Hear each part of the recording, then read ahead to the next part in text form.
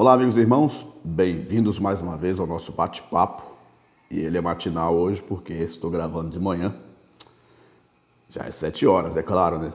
Eu levantei às 5 horas da manhã, mas eu sou devagar, eu vou no meu tempo. Eu gosto de levantar, refletir, pensar, orar, fazer o meu devocional. Então, às vezes, se eu não fizer a gravação logo os primeiros 30 minutos, aí eu acabo passando a hora. Hoje já são 7 horas da manhã, né? E quero também mandar um abraço aqui a todas as pessoas que nos acompanham. Quero deixar claro aqui que a minha intenção nesse canal é esclarecer, ajudar de alguma forma para que seu dia fique melhor. Haverá temas que eu irei falar aqui que talvez não irá lhe interessar, tá? Mas isso não significa que você tem que me deixar, né? Eu agradeço a você que se inscreveu no meu canal, tá? Você me ajuda muito a ajudar outras pessoas, tá? Eu fiquei muito feliz, uma pessoa que entrou em contato comigo, que estava vivendo um dia difícil na sua vida e disse que estava precisando ouvir uma última palavra para tomar uma decisão na vida. Graças a Deus, ela ouviu aquela palavra que eu tinha gravado, aquele vídeo. Meus vídeos não são top, não. Mas ela ouviu aquela palavra e resolveu dar uma chance a si mesmo. Então, mesmo que a gente consiga ajudar pelo menos uma pessoa, para mim é importante demais. Fico satisfeito. Quero mandar um abraço para todos que nos acompanham, para toda a minha família, um abraço para minha mãe, o nome dela é Maria Rita Rosa, um grande abraço para ela, eu amo muito. Todos os meus irmãos, eu não vou falar nome aqui, para mim não errar, todos os meus irmãos, meus parentes, tá? A minha irmã, ela me deu essa caneca aqui, ó, tá vendo? Aquela aqui, ó. O nome dela é Amélia, tá? Amélia Teixeira, tá? Aqui tô eu. Um dia que eu tirei uma foto junto com ela, ela foi, ela tem muita foto guardada com ela. Ela foi num lugar lá e queria me presentear com uma caneca. Olha só. Aí ela veio aqui esse ano, ela mora no Rio, ela falou assim: ó, Marcos, quero que você lembre de mim nas suas gravações, tá? Aí eu tô te dando uma caneca para você lembrar de mim. Aí, ó, tá vendo? Aí a pessoa que ia fazer a caneca para ela, a loja lá, falou assim: mas qual é a atividade dele? Ah, é eletricista, coloca alguma coisa aí. Aí colocou o raio, tá vendo? Aí. Porque eu também tenho outro canal, que é o canal de elétrica, direcionado a ajudar iniciantes, né, na eletricidade e outros também que precisam de alguma informação que a gente tem de carreira. Passamos também. Um abraço a todos, um abraço aos meus amigos, um abraço aos meus irmãos em Cristo, ao meu pastor presidente, pastor Haroldo Pascoal. Que Deus abençoe. Outro sim. Eu sou um dirigente de congregação há bastante tempo, já há mais de 10 anos aqui na congregação Assembleia de Deus de Gironda.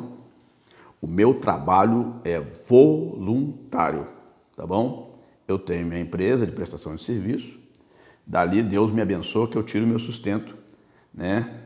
Juntamente com aquelas pessoas que acreditam no nosso trabalho, que sempre estão contratando nosso serviço, né? Então, eu dou o meu tempo para a igreja. Então, eu não recebo salário, tá bom? Eu não vivo de igreja. Eu apenas sou um servo voluntário. Eu gosto de ver pessoas melhorarem. É muito bom quando você consegue ajudar alguém a sair do estado ruim que está, né? Eu tenho um plano aqui de explorar esse tema da importância do serviço cristão. Não será nesse vídeo, não. Porque nesse vídeo eu quero dar uma prévia apenas de um assunto muito importante que permeia a nossa sociedade. E que já era um assunto muito explorado pelos apóstolos após a subida de Jesus. por volta dos anos 70, né, a 90 depois de Cristo, os apóstolos eles procuravam orientar os cristãos daquela época sobre esses fatos, sobre essas situações que eu vou ler com você aqui. Eu vou dar uma ênfase. O assunto é um assunto que requer tempo, mas eu vou dar uma ênfase e, de alguma forma, apresentar aqui uma orientação sobre estes fatos, tá bom? O assunto está registrado na primeira epístola do apóstolo Paulo a Tito. Tito, ele era um pastor, tá? Ele era um pastor. Quando Paulo começa a carta, ele fala, no versículo 4, a Tito, meu verdadeiro filho, segundo a fé comum, graça, misericórdia e paz, da parte de Deus, Pai e do Senhor Jesus Cristo, o nosso Salvador. Isso é no versículo 4 do capítulo 1. Depois, só que eu quero falar aqui, está registrado no capítulo 3 e no versículo 9. Está escrito assim, mas não entres em questões loucas, genealogias e contendas e nos debates acerca da lei. Havia muito esse debate lá, lei, fé, graça, porque são coisas inúteis, não levam a nada. Então, o que o apóstolo Paulo ele orientava o seu discípulo Tito, que era um pastor que ele deixou em uma das igrejas que ele fundou, a não entrar em debates infrutíferos. Foi o que Paulo falou.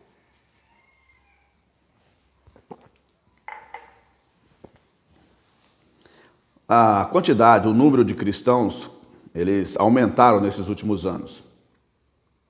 Isso é nítido, eu consigo visualizar.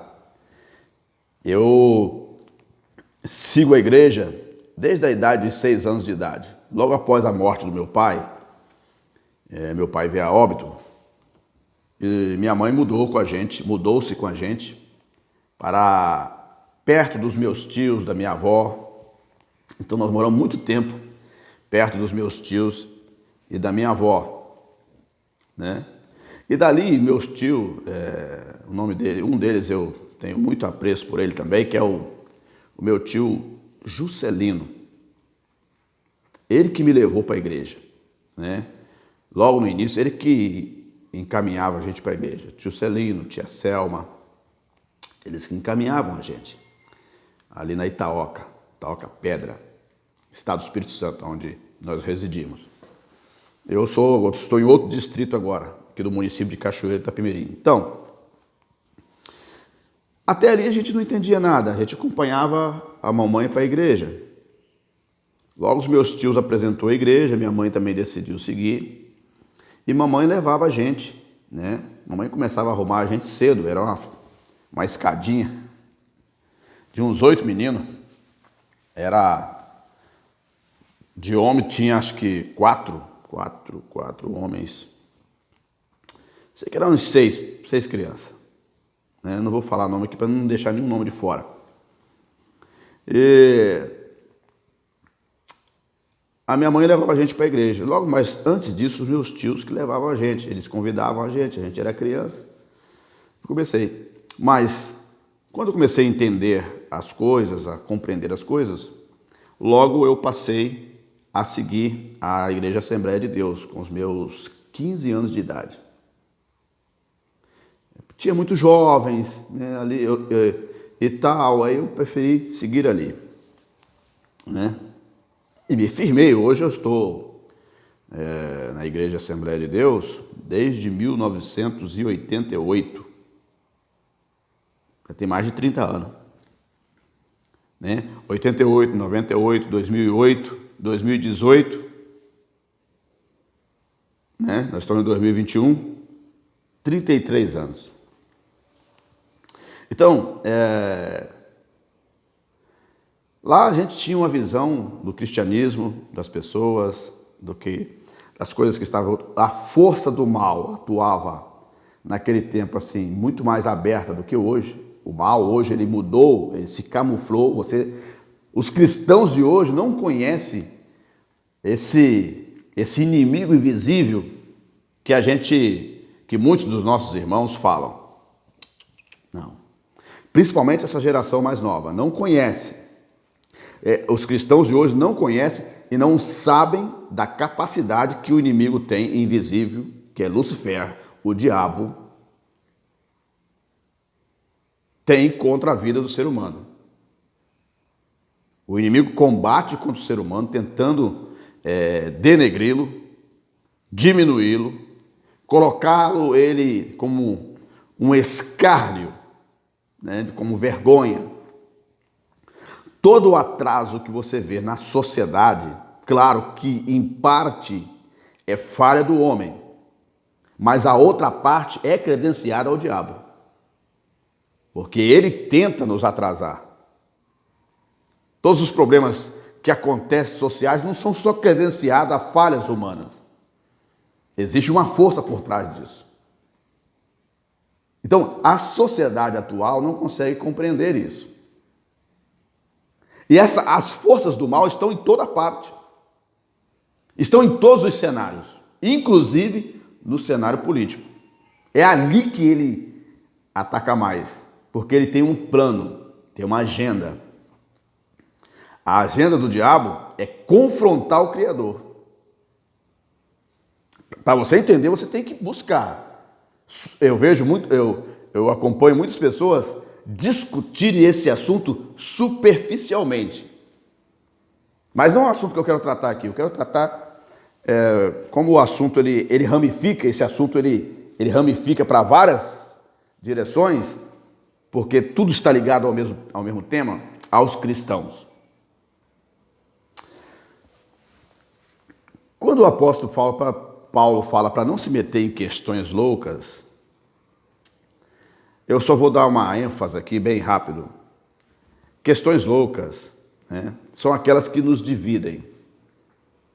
Você discutir temas que vão ser temas construtivos, temas que vão nos dar segurança, garantia de sobrevivência, garantia de sobrevida, garantia de uma vida melhor, garantia de um bem-estar melhor, garantia de paz social.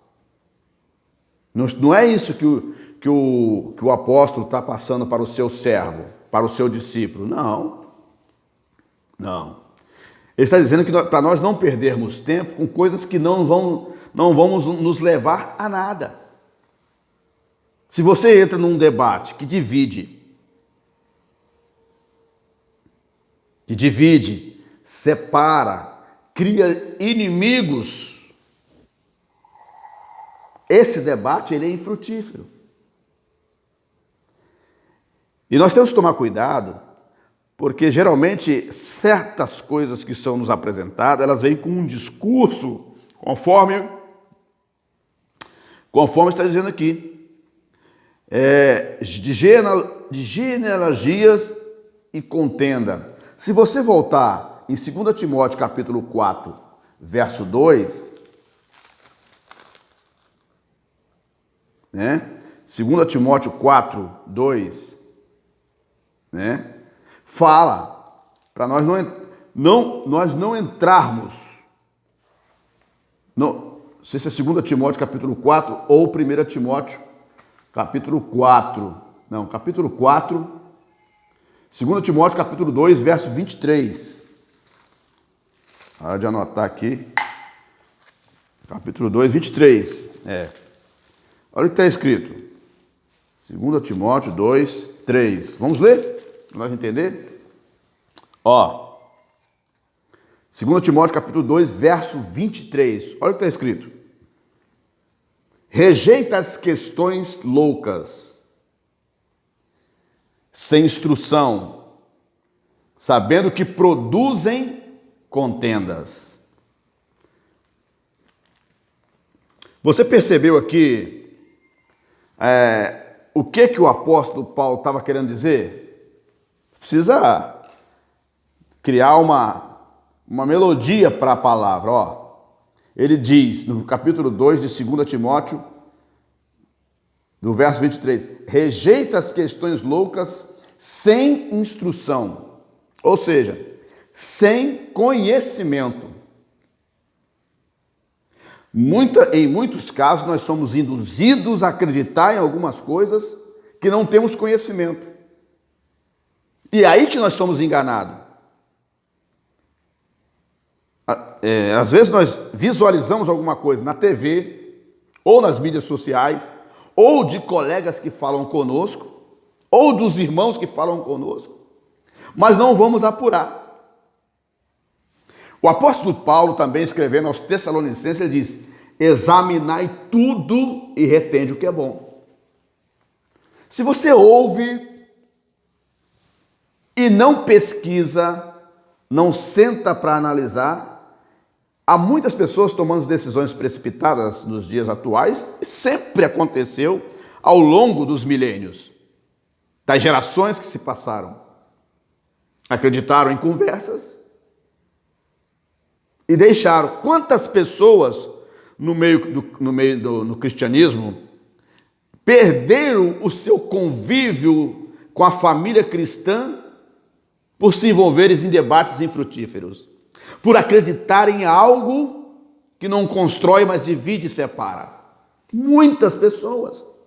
Quantos cristãos estão divididos agora? Quantas famílias estão divididas?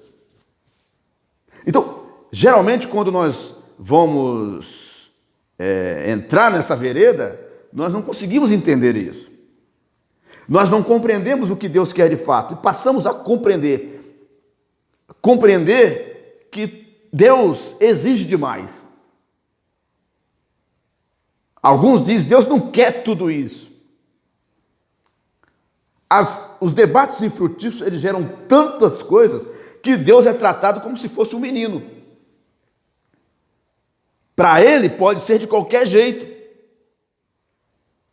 Para Deus, na visão de muitos, não precisa ter ordem, não precisa ter ordenança, não precisa ter orientação pastoral, não precisa ter aconselhamento, não precisa pastor. Alguns já te dizem: pastor não tem que se meter na sua vida, não. Mas pastor não vai se meter, mas é ele que vai trazer o equilíbrio, né? Se é um pastor realmente de fato que se preocupa com as ovelhas, que se preocupa com aquela alma que precisa ser salva, ele precisa também ter aquela figura moderadora naquela família, naquele grupo de pessoas. Essa é a função do pastor: criar cenários em que as pessoas possam viver bem. Quando a figura pastoral ela é excluída do processo atual, as pessoas ficam sem norte. Elas fazem o que querem, orientadas por pessoas que não têm compromisso com nada, não têm compromisso consigo mesmas e nem com aqueles que vão ser salvos. É esse debate, eu só estou iniciando, eu posso fazer um segundo vídeo. É estas coisas que a palavra de Deus ela nos orienta a nós deixarmos se afastar. Rejeita as questões loucas, sem instrução, não tem fundamento, não sentou para poder analisar. Você ouviu, tem pessoas que ouvem uma coisa sobre alguém, já fica irado sem ao menos conhecer o que aconteceu. Então, sabendo que produzem contenda. O verso 24 diz: e ao servo do Senhor não convém contender, mas sim ser manso para com todos, apto para ensinar e sofredor, instruindo com mansidão aos que resistem, para ver se, porventura, Deus lhe dará arrependimento para conhecerem a verdade. Isso aqui é uma instrução. Eu vou terminar esse vídeo aqui, porque o tempo já está longo, mas nós vamos continuar num próximo vídeo sobre esse assunto. Então, a nossa função como servo de Deus, cristãos que somos, que seguimos a Cristo, é criar um ambiente de paz para o nosso próximo e vivermos em paz com o nosso próximo. Quando surgirem questões loucas como essa, nós devemos fazer o quê? Analisar, pesquisar, Vamos ver se isso é verdade mesmo? Vamos ver se isso é válido mesmo? Vamos estudar o assunto, vamos explorar um pouco? Quando nós ouvimos e não damos atenção e já tomamos a decisão, nós vamos destruir a nós mesmos. Então, essas divisões, separações, contenda, brigas entre pessoas, seja lideranças, seja entre os cristãos, isso não provém de Deus. É do maligno. E quando nós damos lugar ao maligno, essas coisas são produzidas. Porque ele quer isso mesmo, nos destruir. E quando o maligno não consegue nos destruir de frente, ele se infiltra no nosso meio. Ele usa os incautos e implode. Devemos tomar cuidado com isso. Procurar coisas produtivas, porque o tempo passa, tudo muda, e nós precisamos, de algum modo, se apresentar diante de Deus algum dia. E como vamos se apresentar diante dele se não temos nada para apresentar? Se nossa vida, como vivemos aqui, foi de contenda, foi de divisão, foi de separação, de desunião, o que nós vamos apresentar ao Senhor quando Ele vier nos buscar? A coisa está tão estranha que muitos, quando apresentam o ensino bíblico, não apresentam a salvação vindoura. Há muitas pessoas sendo enganadas com ofertas.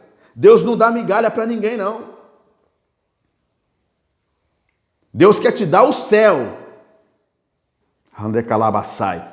Deus quer te dar o céu. Ele não quer apenas te regrar de bens aqui, para você viver uma vida aqui, sem pensar em um dia depois que você fechar o paletó,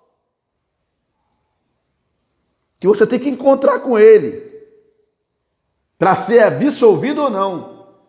Então, temos que tomar muito cuidado com isso. Estou vendo, pelos anos que eu tenho de igreja, eu estou observando esse comportamento daqueles que não estão nem aí para o céu. Nós não somos super-homem, não. Daqui a pouco nós vamos partir. E você está sendo enganado. Abre o teu olho, vigia. Ouça as palavras, que aquelas palavras quando os anjos chegaram na casa de Jó, falou com Jó: escapa-te por tua vida. O anjo falou com Jó, porque Sodoma e Gomorra estavam para ser destruída. E a sentença para esse mundo virá. E nós temos que escapar por nossa vida. Mas vivendo dissolutamente, isso é impossível. Que Deus abençoe a todos. É apenas uma prévia de uma palavra que é muito importante para os dias atuais em que nós estamos vivendo. Um abraço a todos. Muito obrigado por me acompanhar. Ouça com carinho as palavras. Entenda bem que essa aqui é uma intenção de ajudar e não criticar. Tá bom? Nos vemos na próxima.